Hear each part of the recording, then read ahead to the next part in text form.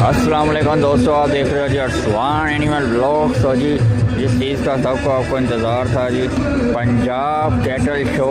तो इस टाइम जी लाहौर शाहपुर कांजा मंडी में मौजूद हूँ और आप पता चला है जी मुझे शो तो सुबह से शाम तक का था और इस टाइम 8 बज गए हैं तो शो ख़त्म हो गया है। तो मैं अपडेट देता हूँ। ये देखें, ये सारा मैट शैट बिछे हैं, यहाँ से जानवर आएंगे। ये देखें, ये अब कल ही अपडेट मिलेगी आपको। ये देखो जी, यहाँ से सारे जानवर आएंगे।